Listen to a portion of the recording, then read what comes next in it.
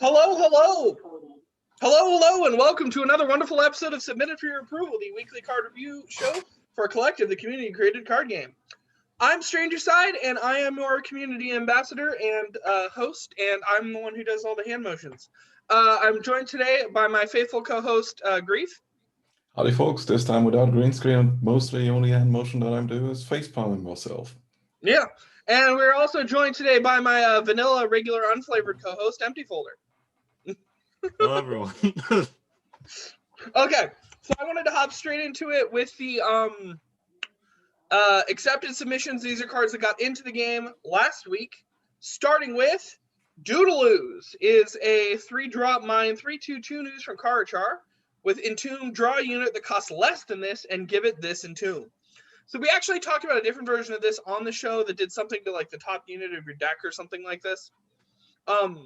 It's a little faster, also gives you the advantage of a draw, but it does have the whole thing where it costs less than it. So what this does is this is a 3-drop that lets you get your smaller drops out, smaller utility creatures. Or if you're smart and you're maybe running this with some other Ooze or Entomb shenanigans, you might be able to put this on a higher drop and then cascade even lower. So this can get you some pretty neat amount of value, especially if you want to splash this in a green Ooze deck, because I think that's mostly where Oozes are, and that's where the stuff that cares about Entombs are. So what do we think of this, Grief? It's fine. Draw a unit that costs less than this is probably a pretty good effect, considering that you can build it out in a way where you will only hit the cards that you really want to hit in this case, which already have Entombs, or can help you actually either chain into cards that have an innate cost reduction, which then opens up the field for cards that you can actually get off of that. Or you will run a pretty low curve that's similar to stuff like well, now it's back in modern, Shardless Agent deck, which allows you to only hit specific cost ranges that are lower than the card that you're basically hitting it off of. So you can chain into always lower curves in this case, which is interesting because you can hit a Bursting Blight with it, which will now draw 1-cost card and a 1-cost card or less, and a 1-cost card and a 0-cost card if you have a 0-cost unit in your deck. Yeah. One other thing I could think with this that's interesting to talk about is how, because it is based around cost and not base cost, this actually, I talked to Puapka about designs like this, and I guess Spikebird's picking up on stuff like this. Having splashing, turning the affinity penalty into a side grade instead of a drawback. So in a green Ooze deck, or in a Spirit Ooze deck, this cost number is going to be 4, and it's going to fetch 3 or lower. So that's also interesting to talk about. I think it's an interesting design direction. It does something that's a little quirky, maybe a little unintended with the affinity system, but I think it could be a fun experiment. So I'm eager to see where this goes. Empty, what do you think? Yeah, I really like the card.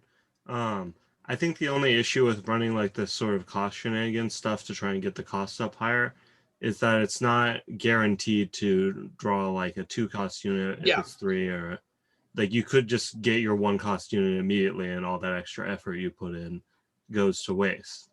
It's a little quirky, a little risky potentially, and that's something to definitely note. I think it'll be strongest in decks where the lowest cost unit in your deck is something that you like always want to draw, and it's always good to draw. Yeah, so you could like fill out your bottom end with Ring the Bell or Emergency Fire or something like that, like token creators, and then have your lowest cost unit be a 3, and then run this off affinity, and then you could always fetch whatever that 3-drop is you care about. If you really want to get that 3-drop. Well, I don't even think that's that unreasonable, because there are so many token creators you can use to fill out the bottom of your curve that could easily work. Yeah, but like you're putting in a lot of effort into your deck in order to get the 3-drop there. So it better matter. That 3-drop better be important. Yeah. So yeah, definitely some cool How much Dodge Iblis cost? Oh yeah. You can use this to grab your Iblis. Oh, but the thing is, though, they want to be running a bunch of low-cost Arcanists in that deck, so it doesn't really quite work out.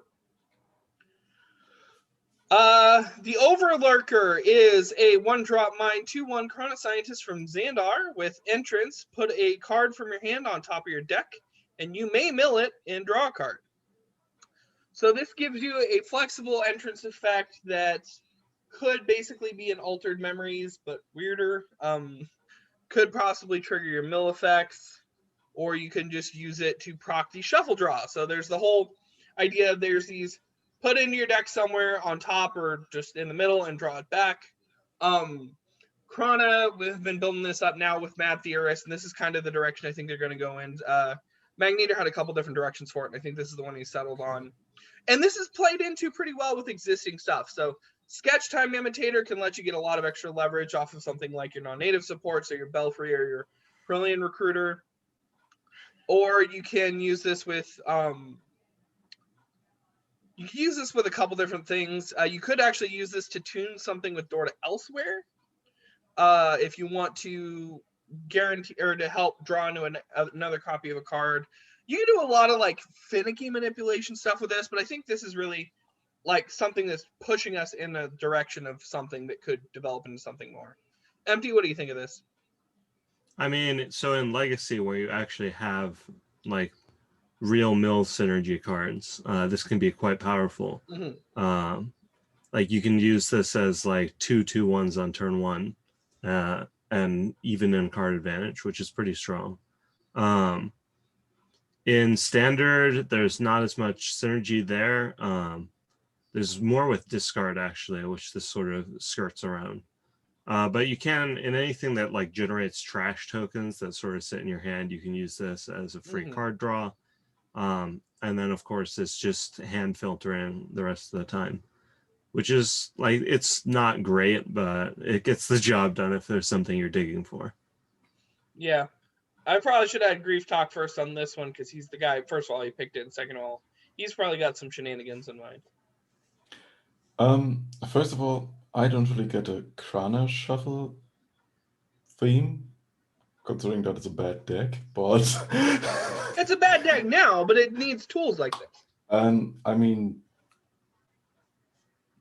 okay, if that's the purpose of that card, but overall, this is a very, very strong turn 1 play. And Legacy for self-mill because it fixes your damn hand. Yeah. Because if you have your mill targets in hand, you cannot really do much with them. If you have a Jester, or even better, this actually makes a Dreamer not a mulligan card. Because you can at that point actually set up your hand loop turn 1 with Overlurker, because Overlurker, funny enough, is one of the mill cards that cannot be milled by a Dreamer because it's not a nightmare. Yeah. Which is a pretty good addition for mill targets or mill enablers, which is why this is good. This is just a weird looting effect that fixes hands and pitches stuff into the grave even of affinity. This is a very interesting one, a 2-drop or 1-drop if you're playing a graveyard-centric mind deck. Yeah. This pitches your cards that you want to reanimate, that are 1 cost, which you don't want to play first because you want to, or are clunky to play because they have to enter the battlefield, then have to die, and then you can reanimate them. This is pretty good for dog. Play something turn 1, be it Altered Memory or stuff like that. Play Overlurker turn 2, pitch your dog, reanimate it with a removal spell on turn 3. Now you draw also a card. This is overall just a very good card. Yeah. A lot of interesting flexible applications. I love to see stuff like that. Schmelze. Grief, these are all like Schmelze the Reforged is a 2-drop strength 2/1 robot vampire arcanist from Mortstall, Realm of the Dead Things. With Life Bond and on summon, create Destabilize, which is a curse action from Mortstall. Deal 4 damage, banish all copies of the most expensive cards in both players' decks. So cute stuff about this. I really do like the attention to detail here. I get annoyed when people say, oh, do something to the most expensive card.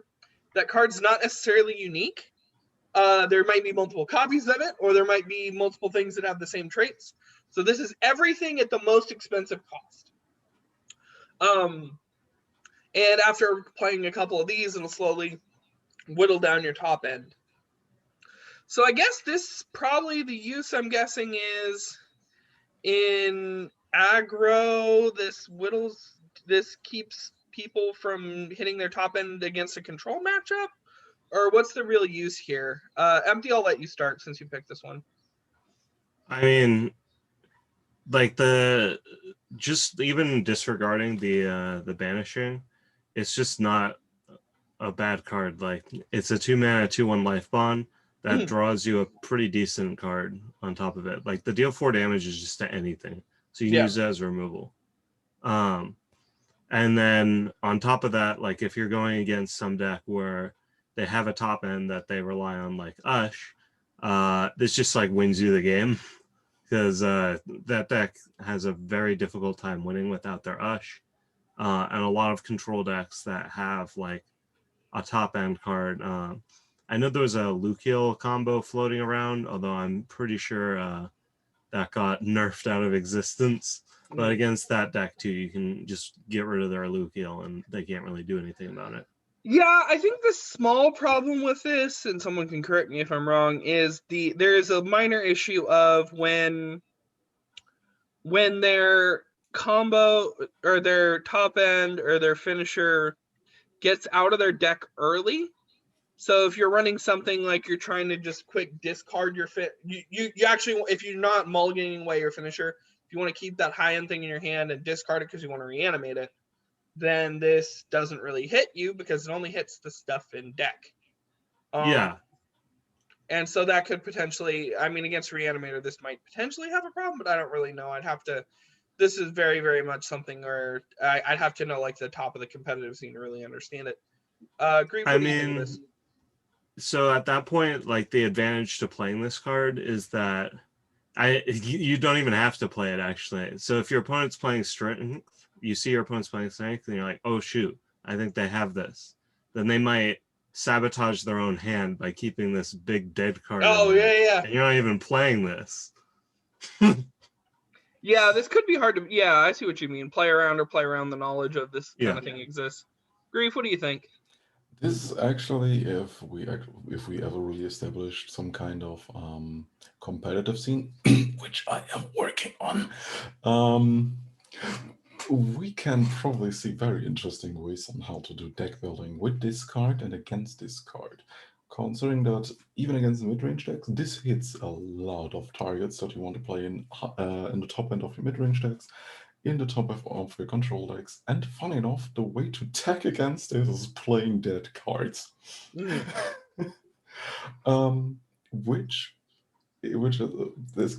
may sound weird. There could be a future where people will tech cards that either benefit off of being banished, that are highly costed, or play high-costed cards with innate cost reductions to just basically protect their curve, because the decks that this card will actually hit the most are aggro decks. Yeah. Now I'm just going to make a card that shuffles a bunch of boulders into everyone's deck.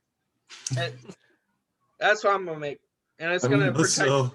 It's destabilized tech. You can. The thing is, with stuff like Volcanic Stomper, it's also a decent card on an aggro deck because you're at the top end, you are low on life, so you can actually play it very cost reduced. But if your curve, disregarding Volcanic Stomper, ends as your aggro deck on cost 4, this is your buffer against destabilized, even if you're using it yourself, because that's a very strong drawback. If your curve ends at 4, you're probably ditching at least a third of your deck. Yeah.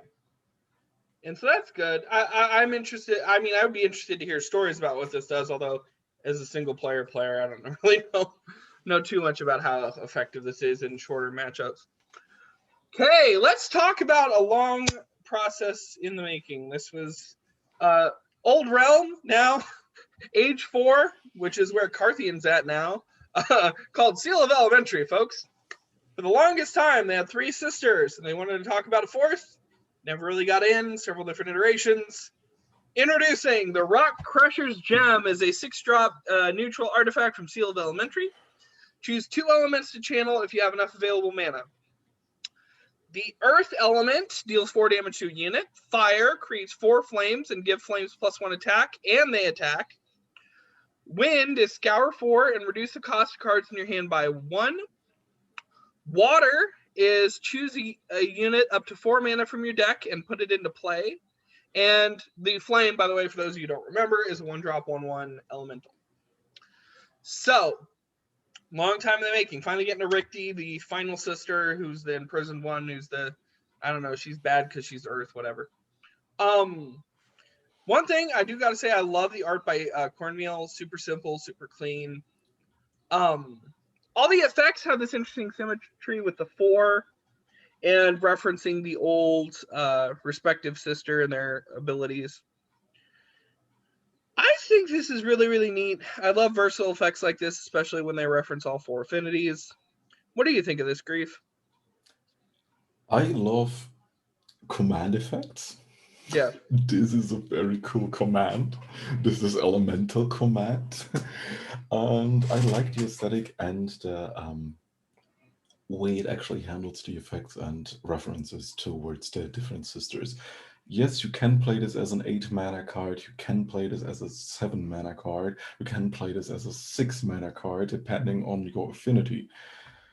We will probably see very much experimentation from KM players trying to utilize this kind of card, because at the top end you can actually benefit off of any kind of command effect. In this case, you can even sculpt your deck around the idea of playing it. So where you basically disregard 1 to 2 modes to begin with, but even then, it's just outright lovable flexibility in this card. For me, I'm kind of an Earth Wind guy. I like the idea of being able to use this as a little bit of a removal and also to, cost reduction. I love cost reduction. Do you see a good deck for it, and what kind of modes you'd imagine it using the most, just off the top of your head? Freaking hell.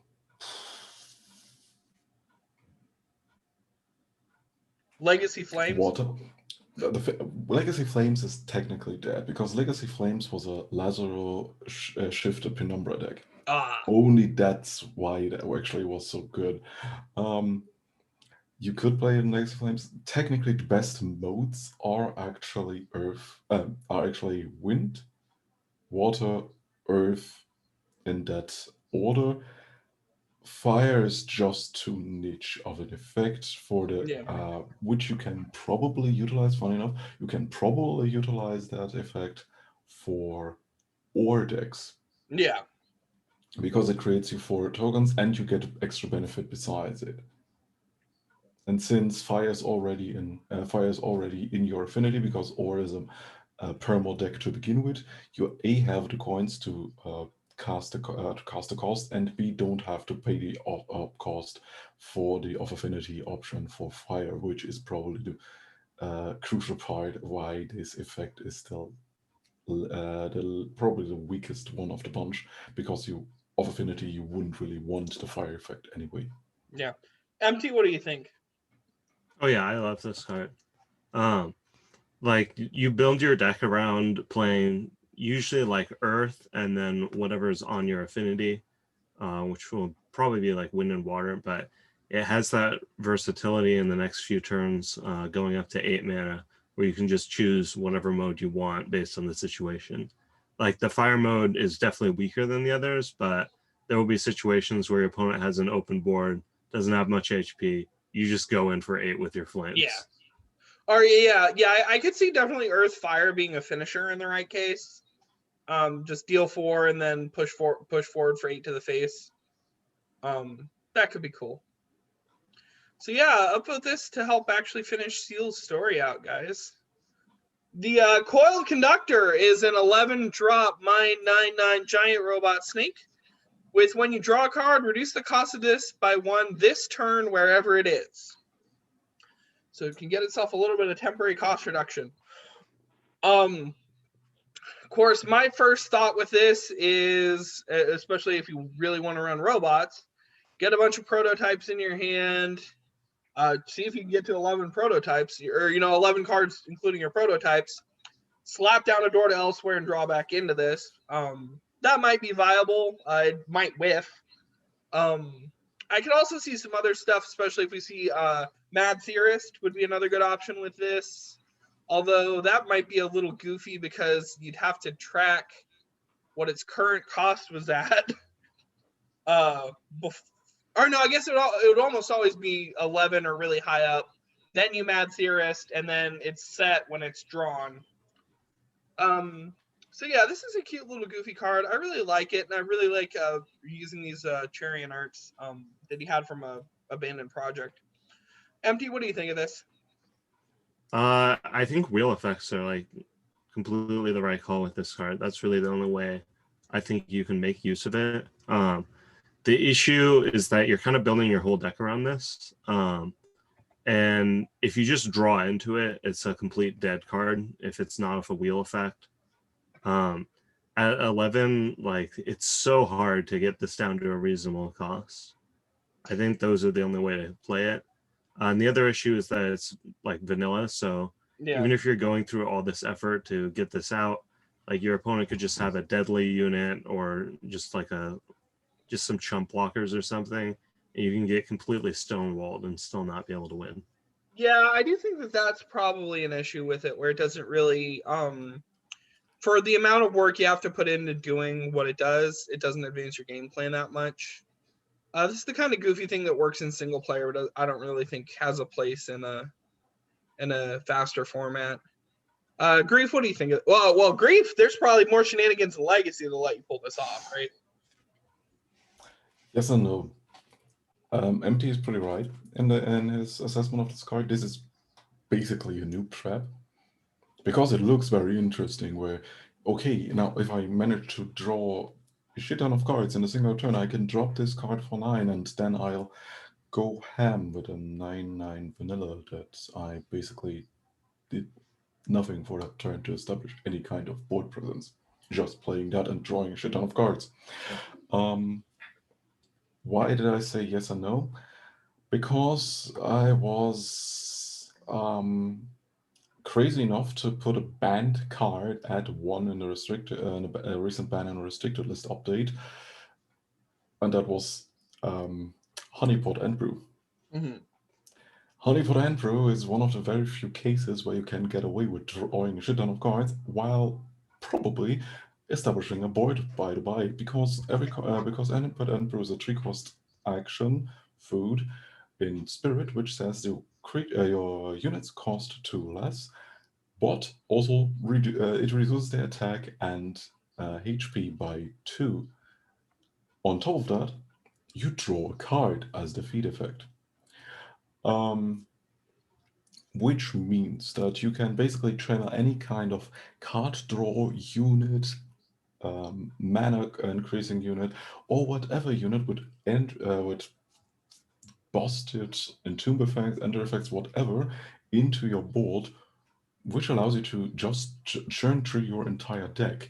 If you hit this dude, yeah, okay, you have a 7/7 for 0 mana, where you're still drawing your entire deck.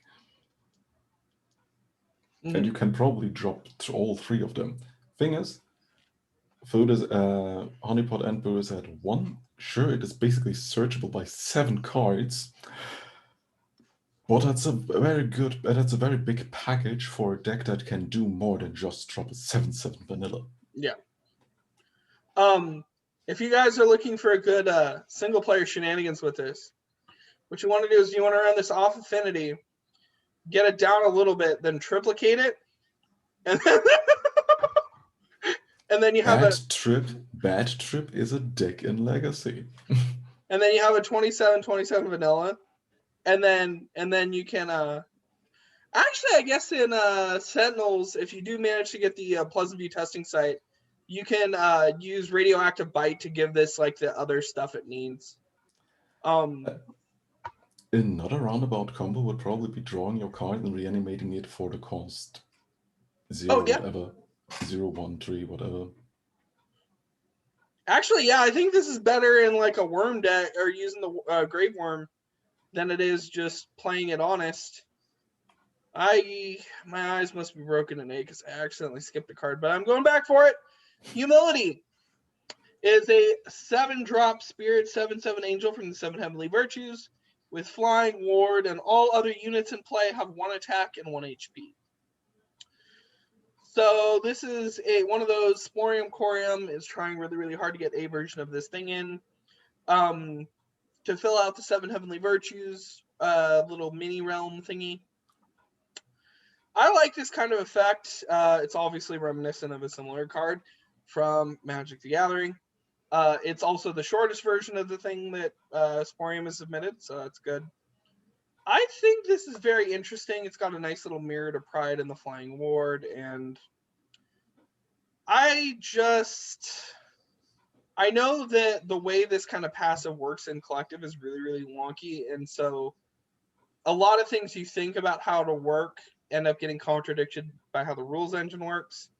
So you could still buff stuff, you could still do a lot of other things. Certain other passives can still modify stuff. But if you're just looking to set up for a cheap board wipe with Absolute Storm, this could work. And I'm sure there's other things you can do with it. Grief, what do you think of this? Cute little control effect. That's basically it. You will probably play this in a unit-based control deck, which is Dot, and that's about it. You already mentioned there are some janky things that you have to, janky interactions that you have to take care of when it comes to these kinds of passive abilities, but it's not a bad card. Yeah. Quite on the contrary, the only deck that you really don't want to face down while placing this card on the board is stuff like Doomwalkers. Yeah. Yeah. Doomwalkers already have the stuff they need to play around this, pretty much. Empty, what do you think of this? Yeah, it's a neat design. It pairs really nicely with Sylphina, which is already something you run in most dot control decks. Oh yeah, it does. Yeah. It has a really obvious home. I think it's a nice card. Cool. We haven't been saying much in the way of bad things about Chris. We just no. Okay. So the Mind Bender is a 4-drop Mind exclusive 1/1 Golem Mage from Mortstall, Realm of the Dead Things, with can't attack, and when the Mind Bender does damage to a creature an opponent controls, gain control of the opposing creature and heal it to full health. So this is from a new player, Arceon. So glad to see you. We love new players around here, new community members, hopefully, join the Discord. One thing I did want to talk about, and this is something Arceon probably didn't know, only 1 rare gets in a week. So we try to be conservative where we can with text space. So I did, as a favor to you, and I will probably link you through it on your Reddit post. This is what the actual effect is, exactly as you've envisioned it, just in proper templating.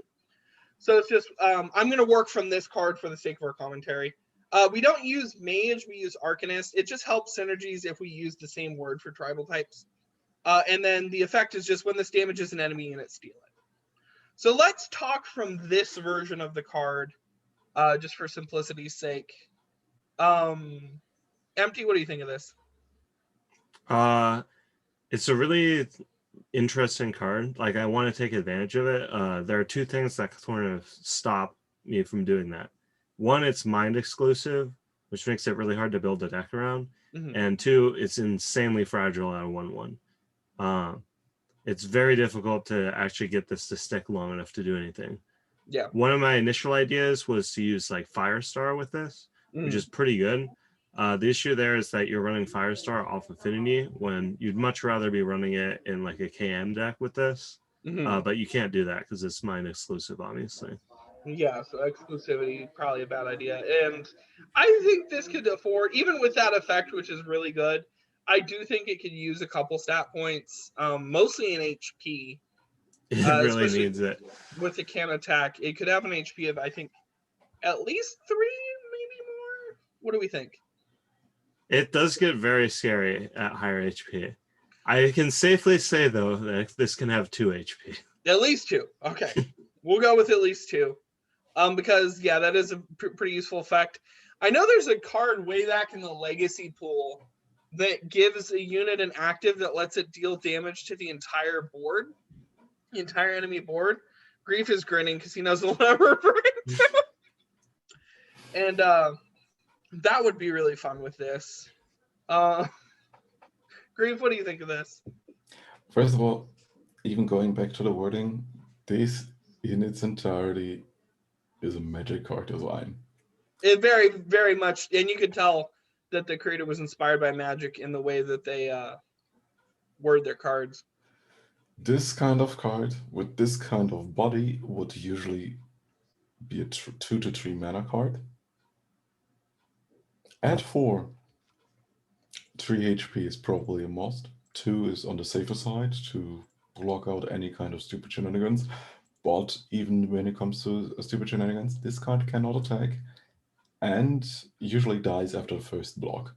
Yeah. Meaning the cards you would usually just steal with it are 1/1s and probably arbitrary units, because your opponent will deal with this blocker quite easily, because at 1 HP it dies to anything and everything just by looking at it weirdly. It may be actually quite fine if you hop onto the Discord, if you already are on it. It's also quite useful to take a look at cards that steal cards and how we value non-attacker bodies on the board that are purely defensive, because this has also a problem that is basically called our collective spider blocking conundrum. Spiders want to block. What happens if your opponent either doesn't play units or just doesn't attack? Yeah. I could honestly envision, if you wanted to do shenanigans with this in other formats, getting it fast maybe. And even maybe then at just 2 HP, this would be viable. You could use. You'd have to be running. Well, you'd have to get rid of exclusive. I mean, I think that's a foregone conclusion. But and if every you had every kind of these shenanigans cost the absorbent amount of mana as well. Oh, I guess it would need active. It would need to ready itself or something. But yeah. I think the Firestar deck would be pretty fun. The Firestar is basically. Exclusive. I'm basically trying to figure out if there's another way to run the Firestar combo, but you'd have to have a way to ready it. Pretty good design, though. It is pretty good, and I'm excited to see. I'm excited to see this either cleaned up, because it's not doing so well right now, mostly because it's a rare. But yeah. I can see this being resubbed and doing quite a bit better, and I'm hopeful for it at least. But yeah, there's the wording if you want to look at it. If you want to DM me on the Discord, I'll send you this version of the card. And make sure to block your cards. It does matter. The devs don't make the cards, we do. Yep. Because someone commented it was unblocked. The Reckless Razor is a 3-drop strength 3/3 Goetian Arcanist from Gemmel. When this attacks, banish the top 5 cards of your deck and deal 3 damage to the opponent, and it always attacks. So this fella, really, really cute art, by the way. Sort of it's different enough to avoid the direct problems, but it is a little bit of a reference to a character from something else, for those of you who might recognize it. I like this kind of reckless abandon. I'm just gonna go all in and be very aggro. Of course, this also synergizes a lot with the chars. I think this gives Goetians a big thing they need. The 2 things they need are probably more chars or similar effects that they can put on top of the deck and use. And they need more ways to banish cards. And this gives them the second thing in spades. I don't really have much to say with it in the way of issues. I almost wonder if it could be a little more overcosted, because that banish can be a drawback. I guess it's not enough of a drawback in Goetian. So, Grief, what do you think? I mean, this is probably very much the case that you want to play this with chars in GG Burn, where you have the red package, where you have the cards that as the card we already looked at before, the 2-drop that creates the burn spell for 4 that banishes your top end. This all just goes to my way. You don't care about your deck. If you have your resources, you play the cards, you go face, and that's it. You burn your opponent to 0 and try to end the game in turn 4 to 5. That's the plan of GG burn. So this just fits right in. This is a very potent 3-drop. This is on the same level of potent body, but not as oppressive as it was, as Salamander was. Yeah. Very Salamander-esque, definitely. Exactly. Yeah, now that I'm thinking about it, with the always attacks for 6 damage on turn 3. Yeah, with the always attacks, this is good. I forgot that always attacks also gives it pseudo agile. Exactly. Yeah, this is just really nice peak design. The thing is, it is very potent, but as mentioned, it's not as oppressive as Salamander is, because during the reign of Salamander, first of all, we didn't have enough interaction on that during that time. Salamander could even, in some occasions, come out turn 1, and it was very searchable, but very undercosted at that time, martial promotion. Yes. I remember back in the day, you could do Willing Sacrifice, turn 1, turn 2 martial promotion, and swing for 7 with your Salamander. Yeah. I want to see more of these kinds of faces to place GG burn designs. Whoever asked the question what GG stands for, it's Goishin Gamble, by the way. Gamble Goish, yeah. Empty go. So the only issue I have with this card is I think it may be a bit too strong, because I think you run this in like every aggro deck in strength, even if you're not playing Gimel. If Herald ever becomes a thing, you don't run this in Herald. Yeah. Who's running Herald aggro though? It's like an oxymoron.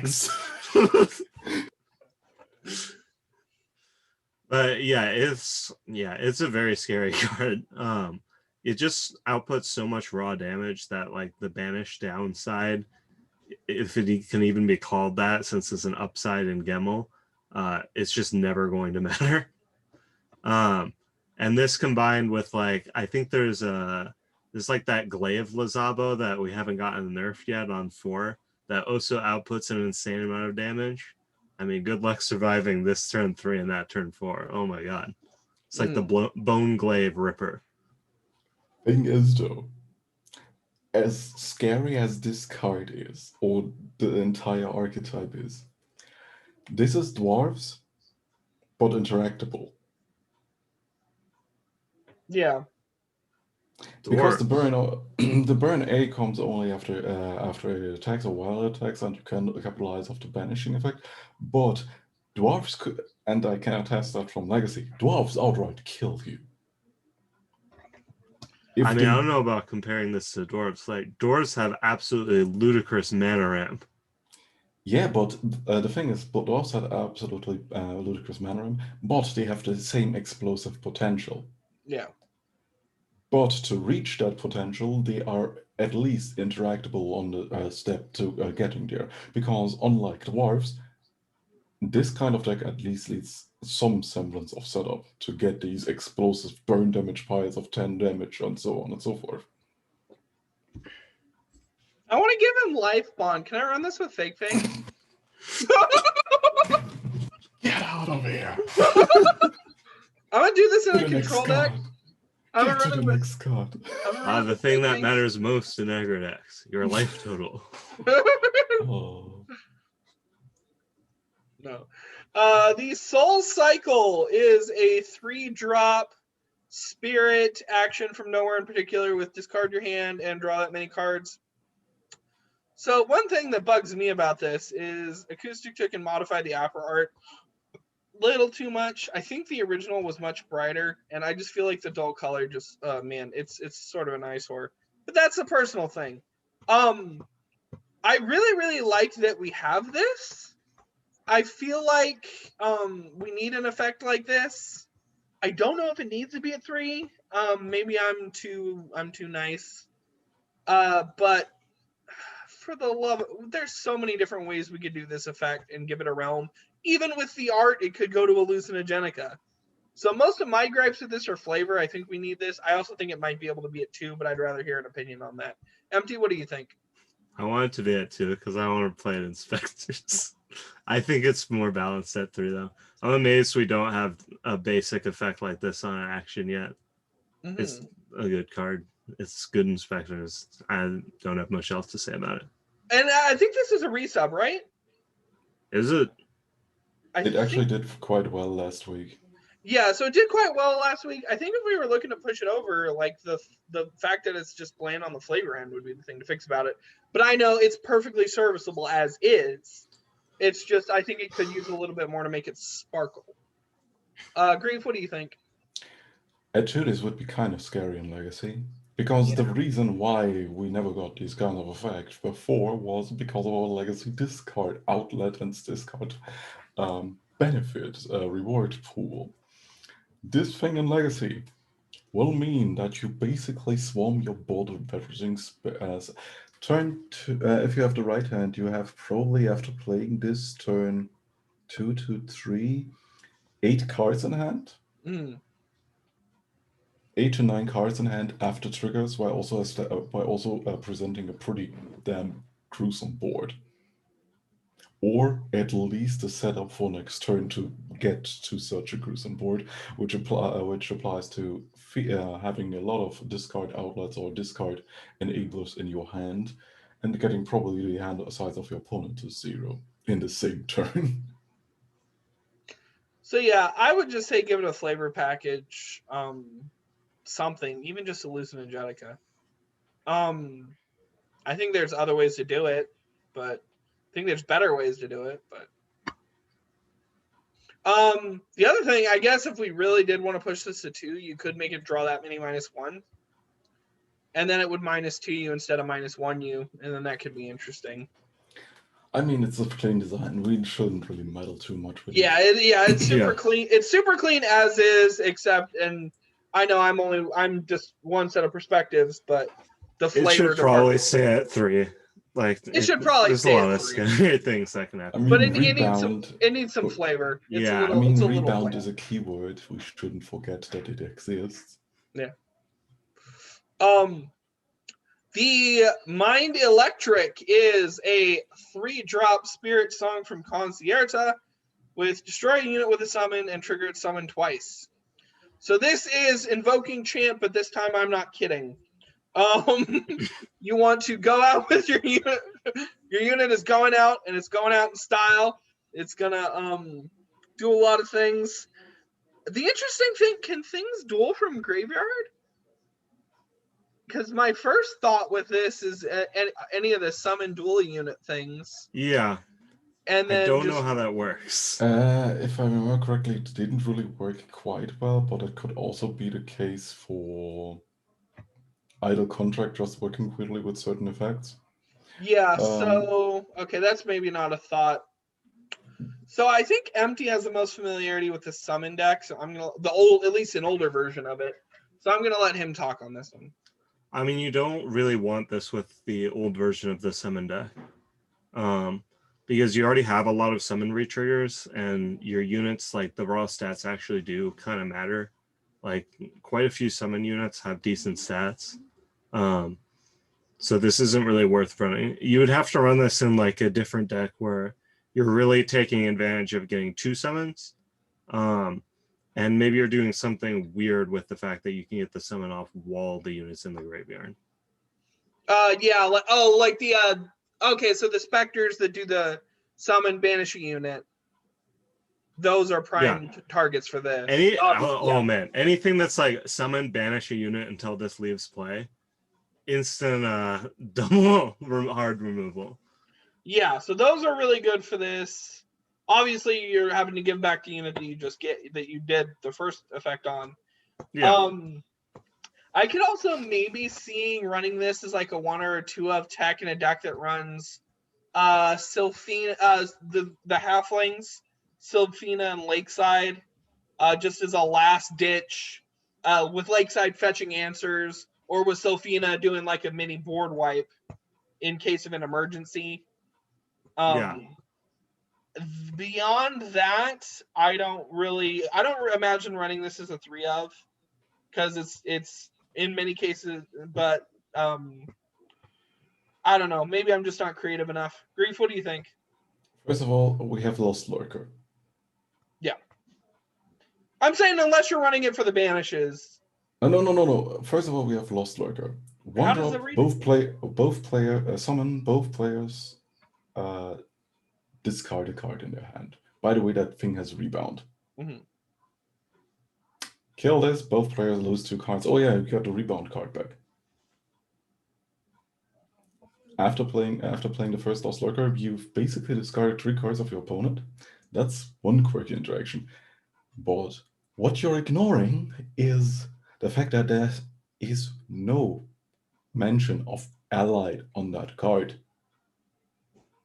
Oh! I mean, you are giving your opponent the unit summoned 2 times, though.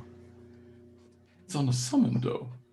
It is still, depending on the downside or upside of the card that you're killing with it, could be just a completely wasted summon effect for them. We're looking at a quote-unquote conditional, or well, it is a conditional, hard removal effect at 3 in Spirit. That is actually an interesting... Very conditional, though. Well, but that's the thing, Empty. You got to think about it. You said yourself, a lot of the units that have the good summons, the value summons that appear in a summon deck, they care about having the body. You know? Yeah. And so but the big difference is you're paying 3 mana a card to destroy one of your own units versus your opponent's losing 3 mana on a card. Like, that's massive. Like, just because you're not going to play this in your deck doesn't mean, like, if your opponent plays it on you, it's going to be a big blowout. I think there are very, very few units where this is actually decent as a removal effect. Because they have to both have a summon, and it has to be not good enough that triggering it twice is, like, not a massive downside. Yeah. The thing is, it's another optional use for the card. Well, and that's what I said with I don't imagine people running this as 3 There are situations where this will come up. Sure, if you have a deck where this already works because you're playing a stack / slog kind of deck already, then sure, this is very good. But if you also can't find a suitable target while running this card in your deck, it's still an upside. It's still a conditional removal for you. Yeah, I stand by what I said, that I don't imagine a lot of people running this as a 3 of. But I could definitely see places where it might be worth having 1 or 2 as a emergency button with the right cards. Rkty the Rockcrusher is a 4-drop neutral 3/5 human arcanist god from Seal of Elementary. Can't block. When this deals damage, channel an element you haven't already channeled. If all elements are already channeled, gain +1/+1 instead. The nature mode gains regenerate, and units in your hand cost 1 less, but not less than 1. The magma mode gains duelist, and when you play a card, create a flame. The twister mode, gain flying, and actions in your hand cost 1 less, but not less than 1. And for those of you who don't remember, a flame is a 1/1 elemental in strength. So this is more Rkty. This is a legendary for Seal. Another card that has been reworked so many times, and this is the current version up for submission, along with some gorgeous new added arts for by Cornmeal, super simple abstracts. So I'll actually let you guys talk on this one because I still have a lot to unpack. Grief, what do you think of this? Brilliant elemental top end. Holy shit, there's a lot of cards. There's a lot of stuff going on in this card. And this is something that would actually make Flames, Arcanists / Elementals, and Legacy, and probably even in Standard, very playable. Besides the Iblis shenanigans that already exist.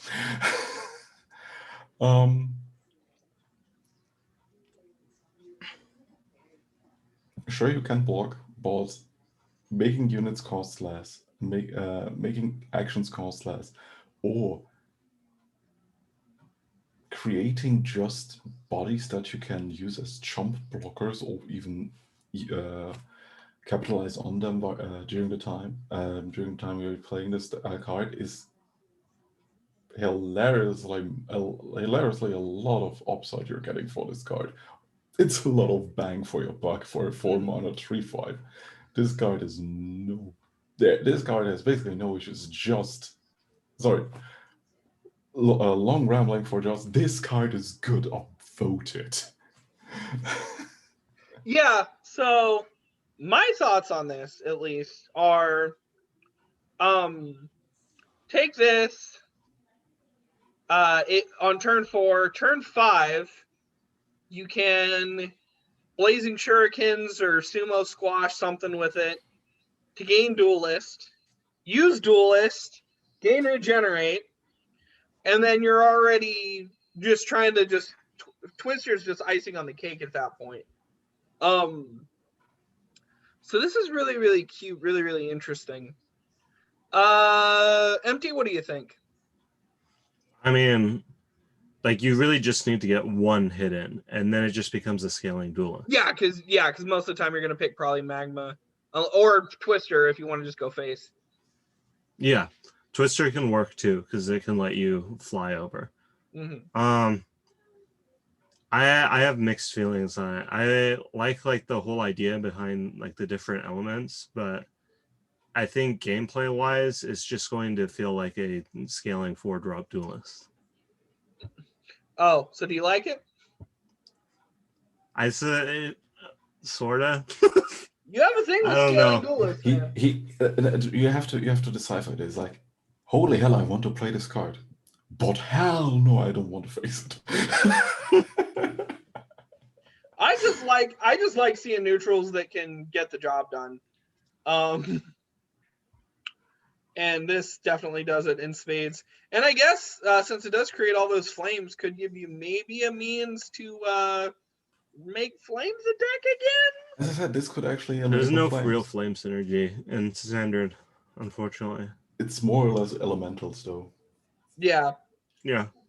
If you can there's some minor workable flame synergy with Gralix Soda Jerk, or giving an elemental like maybe an Iblis like Harmonize, and just using that. But yeah, we would need the orb or some more flame support. But I think this is a step in the right direction because it's generic enough. By the way, it has no innate protection though. Yeah, that's the thing. And I think that honestly balances it out. Okay, let's talk about the Profane Blood. It's a 2-drop strength exclusive legend from Duskmere. With innate, players lose 2+ X HP, lose X max mana, discard X cards, put this at random in the top X cards of your deck, increase X by 1, X starts at 0. I have a lot I want to say about this, but I know that if you couldn't tell from the credit lines, this is a very storied card in the long and difficult process of getting cards in, so I'm going to let Grief start us out. This is, I think, the 5th iteration of that card. 6th? To put in new context.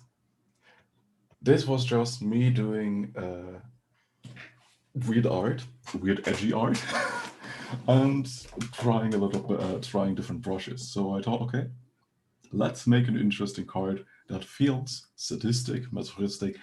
Who the fuck knows?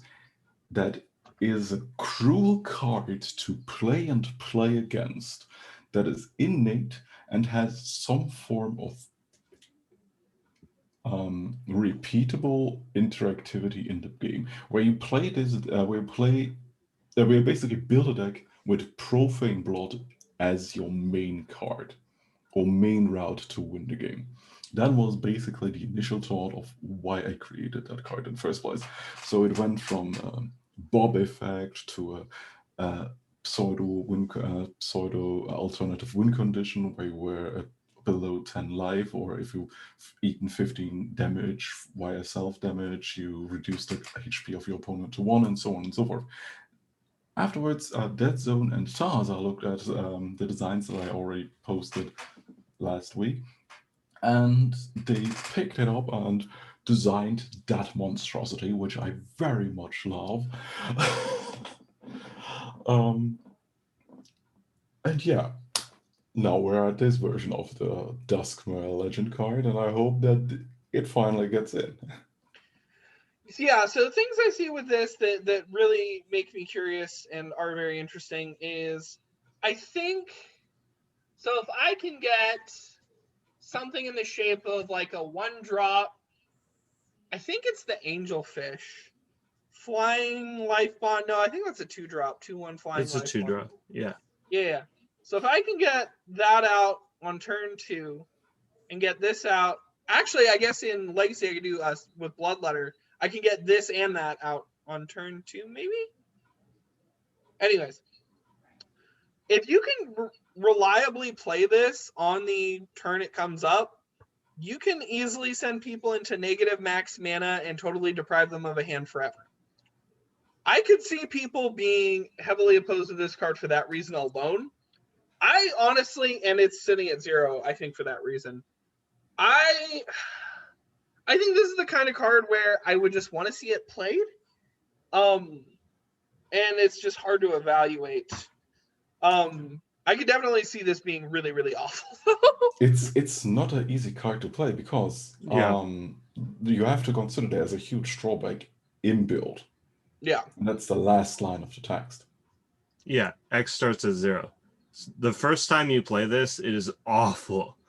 Because it's just 2 players, both players lose 2 HP for 2 mana, and it sabotages your next draw since you draw into this. Mm-hmm. Which is like, it's a pretty big downside, because that first cast is rough. Afterwards, every reiteration of that card being casted, it shuffles randomly, or not shuffles, it puts itself randomly into the X top of the deck cards. So you can only partially guarantee for the first 2 uses where this card actually lands. Well, but what am I running this with? I'm running this with a bunch of copies of Scouring Orb and my 1 Angelfish. I mean, if you're running just a bunch of Scouring Orbs, you're basically dead in Legacy. If you said where you wanted to play this card, you're dead on turn 3 or 4 because you're not presenting any kind of value on the board. Okay, so then what does this look like in Standard?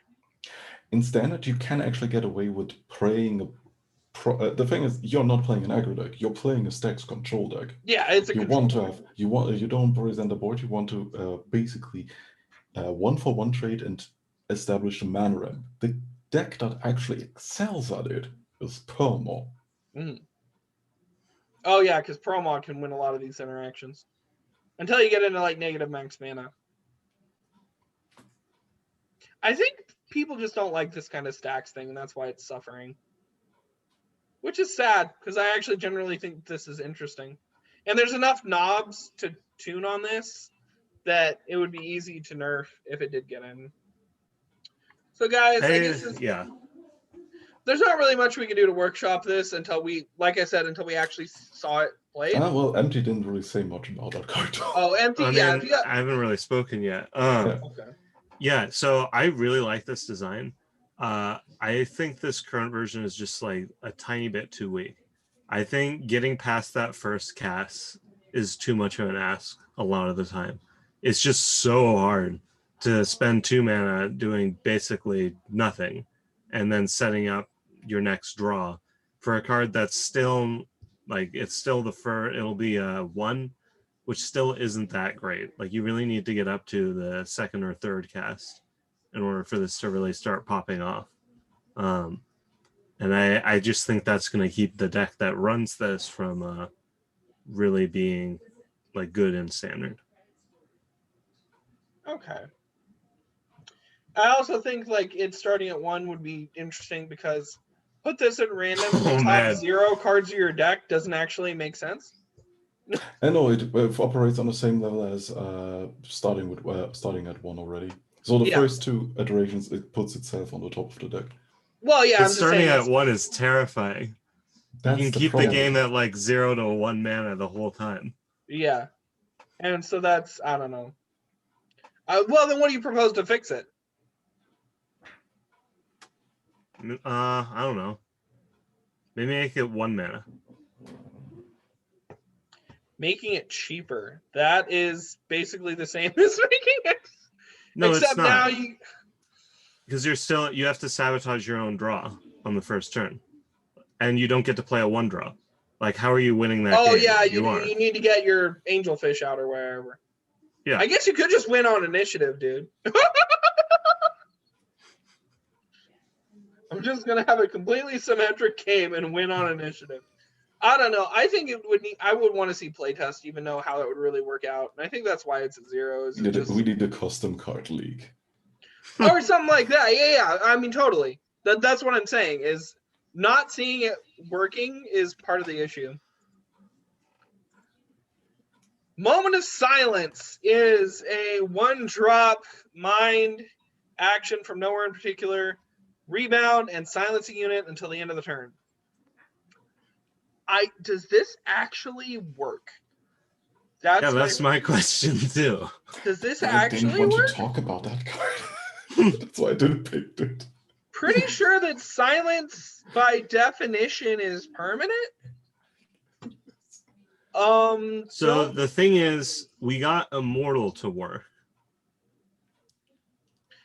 But Immortal's in the rules engine. Silence is in the rules engine as permanent. Yes. I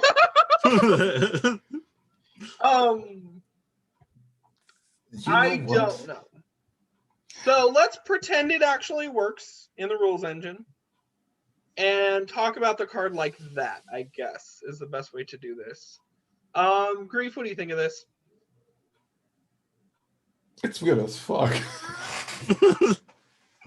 Silence in itself is a very good mechanic. We've seen how silence trend from basically one of the worst soft removal options in the game to something that you actually sought out to stop shenanigans like Iblis and stuff like that. They're usually tied to another effect, be it damage dealing or exhaust or whatever. This is an interesting iteration. This is just a silence, a soft silence at that, with rebound attached to it, making it arguably worse than any other iteration of a silence removal-esque effect that we already have. On the rules engine thing, could it be that this imprints a copy of the blocks of the target on this different card or itself? What I can imagine it might do is it just soft removes. It doesn't actually silence using the game block.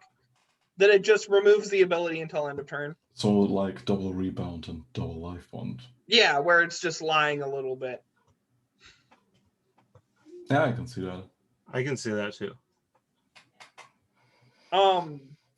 So yeah, I think honestly this doesn't, even after the deface nerf, which I think is part of what inspired this discussion.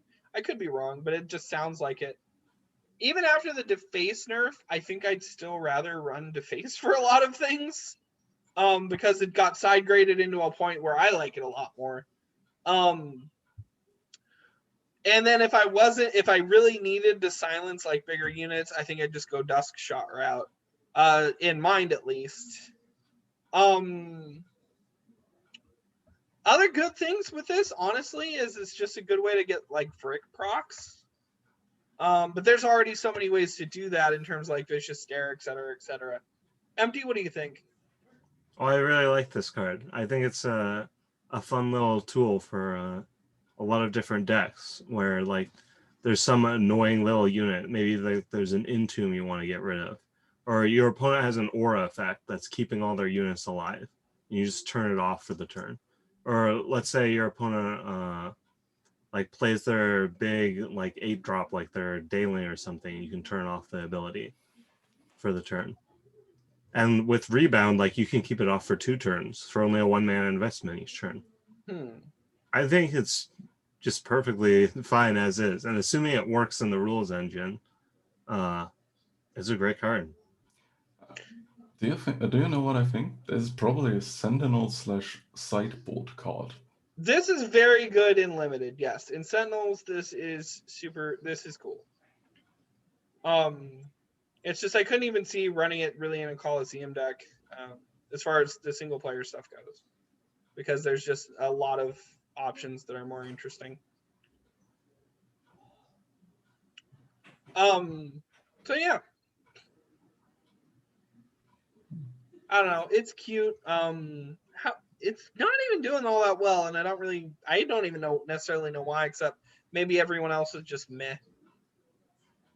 Ophidian is a 6-drop spirit 2/7 snake from nowhere in particular with deadly, and when your opponent plays a unit, this duels it. So this is basically almost reminds me of Varrock Dreadclaw a little bit, but this is more basically just trying to abscond with as much card advantage as humanly possible. And in doing that, I think it could be fairly successful. It's got a good, decent amount of HP to do so. Don't know why they bothered with a second point of attack, but okay. I guess technically it could still attack if your opponent's... If you play this post-board clear, you get an extra point of damage. This is a little spooky, but I don't think it's necessarily too overpowered. And it's sitting at 11. I like it. Empty, what did you want to say about this? I mean, it's just it's potentially a very good card in like certain control decks. Mm-hmm. Like basically after you sweep your opponent's board, if you just play this, if you're against like any sort of aggro deck that's low to the ground, the game is just over. They will not recover from that. Yeah. Of course, against Dunewalkers, this is like doubly true since all their units are only gonna deal 1 point of chip damage to this big thing. I think it's a very interesting control card that can really lock your opponent out of the game depending on what type of deck they're playing. Also, if you like find a way to give this regenerate or something, it can be really scary for your opponent to deal with. Yeah, that was my thought. I think, and I've actually looked into this a lot for my trash deck, I think the best realistic route to do this in standard, and there might be something I'm missing, is running Irradiated Bite. There's not a lot of stuff that grants regenerate. There's not a lot of stuff that grants regenerate. Maybe not then. I don't know if it's worth running Irradiated Bite. Just Irradiated Bite, you could give it ward. That's true. You could keep it off the Shaman. Or did you rotate out Daling Shaman? Oh yeah, that or Daling Shaman. Oh, Daling Shaman would be sweet, actually, because you could play it the turn before, and it gives extra HP. Yeah, or I guess if you want to splash in the Doctor, the Nightling Doctor, that I always forget, Ambitious Medic. Yeah, that's another good one, too. Anything that you can, like, set up the turn before is really nice with that. Yeah, since you don't have to definitely risk is probably the way to go with this. So there's about 3 routes. Irradiated Bite is maybe not the best one, but it's out there. There's not a lot of good ways to get regenerate currently. So yeah, what do you think, Grief? Very clean unit control based design. Funny enough, if you can actually hand block your opponent and only being able to play units, this is kind of annoying to play around with. So I can actually see this in a pseudo discard deck where you can drop it on turn 6, turn 5. Latest turn 7 to actually capitalize on it. So to lock your opponent out of most plays, sure. Doesn't do much against summon entrance or whatever units, and even worse against deadly units because they can instantly proc their Tomb effect. So Champions because they proc their Tomb effect. But yeah, that's about it. I think it's a very clean design. Can see play in limited, could see Fringe play in Legacy as a control piece. In standard, I think there's probably the right home and constructed there. If you want to put it into Dart, maybe into... And the thing is, with Hawkins, you cannot really utilize it because it only has a snake trial. Yeah. Maybe, just maybe, if you plaster Beast on top of it. As the catch-all beasts tribal term. We don't really have a lot with that, though. And actually, that was something I looked into with Class Tribes Initiative.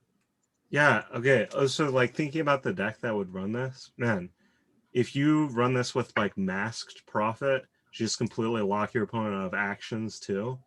Like, you can really lock your opponent out of doing anything. Or slap some ward on your control pieces and oh, holy hell. Yeah. Irradiated Bite, man. I'm telling you, it's not the worst card. Okay, the Tax Hunter Hunt 3er is a 2-drop Mine 1/3 software robot from nowhere in particular. With flying and return a unit in your opponent's graveyard to their field, they lose max mana equal to its cost until the end of the next turn. This is super goofy, and I love stuff like this.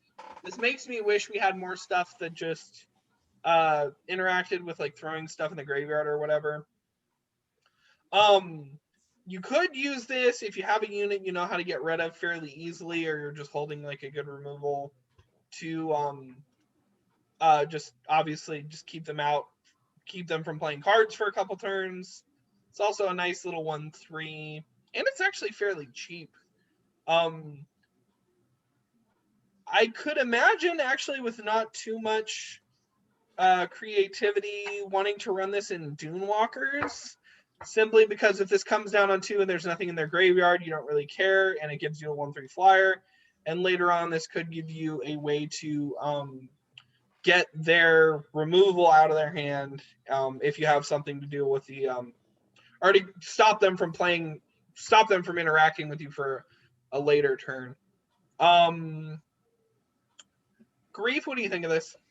There's actually a very strong tax effect that actually needs the right matchup or the right tools around it to function correctly. Considering, yeah, sure, you're giving it back a body. Depends what happened to that body in the first place and how much mana it actually costs. My question is, how much does save cost from now you're safe? It's like 1 or 2. The thing is, if you can actually get costly tokens that normally are just created or pitched into the graveyard or whatever, but the card itself doesn't do much, you can actually return them via Tax Hunter and block them out of 2 turns of mana. It's a very weird card, and I see what its application could be. Problem is to find the correct deck to utilize it in. I think this has a little bit of something in Dunewalkers, but we'd have to see. Empty, what do you think? I really love this card. It's so interesting and weird. Like, you have to really pay attention to what your opponent's playing and look for like good targets. So like anything that's most of the value comes from its summon is a really good target for this, since it just returns it to play without triggering it. And then also another weird thing you can do is, since it's entrance, you can like bounce this. And if you're able to do like a permanent debuff where you get the unit's health to 0, and it can instantly die, and you can just continuously bounce this with like no downside. Or just silence. Give him back a silenced unit. Yeah. It's a lot of good options. Yeah. So yeah, that was actually, I'm going to double check to make sure we hit everything, because I know recently I've been I kind of dropped the ball on that. I think we got everything. I'm going to stop the share. At least an interesting card to end the episode on. Yeah, definitely.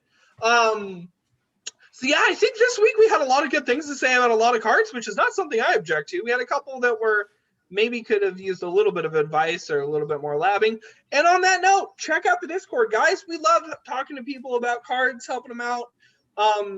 And I'm a community ambassador, and so I'll even, if you don't know people, I'll introduce you to people. I only note I have on the Reddit, we're doing a community skin competition. So if you are a really good artist and want to make some cool skins for the game, we're trying to do it on a weekly cadence. We don't know how that'll work out just yet, but you could submit and see how things are going. There's already a really cool submission by Puapka on the Reddit, so check that out and upvote that if you haven't already.